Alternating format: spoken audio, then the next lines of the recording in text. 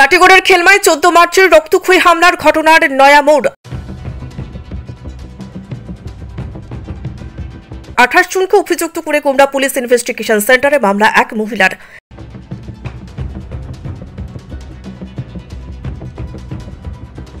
স্বামী এবং ভাসুরকে বিনা দোষে পুলিশ ধরে নিয়ে গেছে বলে অভিযোগ ওই মহিলার।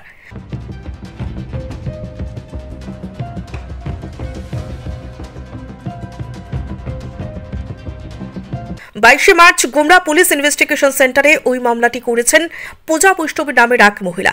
জমি বিবাদকে কেন্দ্র করে গত 14 মার্চ কাটিগড়ার খেলমাই দুপক্ষের মারপিটে দুজনের প্রাণহানি এবং এ ঘটনায় 11 জনের আহত হওয়ার ঘটনার পরিপ্রেক্ষিতে এবার 28 জনকে অভিযুক্ত করে মামলাটি দায়ের করেছেন পূজা বৈষ্ণব।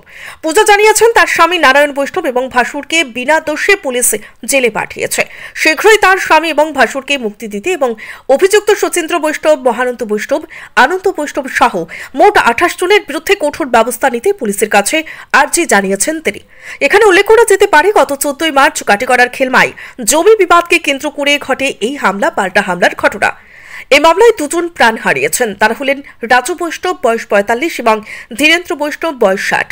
তুমুল সংঘর্ষের ফলে দুপক্ষের যারা আহত হয়েছেন তারা হলেন রামসুন্দর বৈষ্ণব, ঠাকুরধন বৈষ্ণব, নারায়ণ বৈষ্ণব, সব্যসাচী বৈষ্ণব, হরলাল বৈষ্ণব, জয়সুন্দর বৈষ্ণব, মহাদেব বৈষ্ণব, আনন্দ বৈষ্ণব, রাজু বৈষ্ণব, ব্রজবাসী বৈষ্ণব এবং সুরজিৎ বৈষ্ণব। ওই দিন দুপক্ষের রক্তক্ষয়ী মারপিটের পর আহতদের কালাইন কমিউনিটি হেলথ সেন্টারে নিয়ে যাওয়া হয়, কিন্তু সেখানকার কর্তব্যরত চিকিৎসকরা রাজু বৈষ্ণব এবং ধীরেন্দ্র বৈষ্ণবকে মৃত ঘোষণা করেন। পরে গুরুতর জখমদের উন্নত চিকিৎসার জন্য শিলচর মেডিকেল কলেজ হাসপাতালে পাঠানো হয়। প্রত্যক্ষদর্শীরা জানিয়েছেন খেলমাই সংঘর্ষের পর আহতদের কালাইন কমিউনিটি হেলথ সেন্টারে নিয়ে যাওয়া হলে সেখানেও ফের সংঘর্ষ জড়ায় দুপক্ষ। এতে কালাইন কমিউনিটি হেলথ সেন্টার রণক্ষেত্রের রূপ ধারণ করে। পরে পরিস্থিতি সামাল দিতে বিশাল বাহিনী নিয়ে মাঠে নামেন পুলিশ আধিকারিকরা।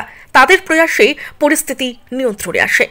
স্যার আমি আইসলাম একটা কেস করবার লাগি। স্যার সেদিন যে সেখানে ঝগড়া হয়েছে তার বিনা দোষে আমার স্বামী তারা জেলে লয়ে গেছে। আমার স্বামীর নাম নারায়ণ বৈষ্ণব। আমার স্বামী তার এটার লগে জড়িত আসলো না। যখন মারপিট হয়েছে তখন আমার স্বামী তারা লইয়া কালাইন হসপিটালে লইয়া গেছে। হসপিটালে লইয়া যাওয়ার পরে তারা বিরোধী পাইটে আমার স্বামী বাসুর তার উপরে আবার হামলা করছে। পুলিশের সামনে তারা হামলা করছে, প্রশাসনের সামনে তারা মারছে। প্রশাসন কিচ্ছু করতে পারছে। আমার বাসুর, আমার জামাই তারা আসলো কেন, তারা খুব সিরিয়াস অবস্থা। তারা এমনভাবে মারছে, তারপরে তারারে শিলচর মেডিকেল লয়ে যাওয়া হয়েছে। খুব সিরিয়াস অবস্থা। আমি বাসাতে আসলাম না, আমি খবর শুনিয়া আইসি শিলচর থেকে আওয়াত আসলাম খালাইন আওয়ার পথে শুনছি যে তারা খালাইন রাখছে না, তারা শিলচর লয়ে যাওয়া হয়েছে। তারপরে আমি এখান থেকে সিভিল গেছে গিয়া দেখি আমার স্বামী আর আমার একজন বাসুর তারারে নিচে গিয়া মানে ট্রিটমেন্ট করিয়া তারার নিচে গিয়া জেলো। আর আমার দুজন বাসুর আসলো, তারা দেখি আমি আই গেছি।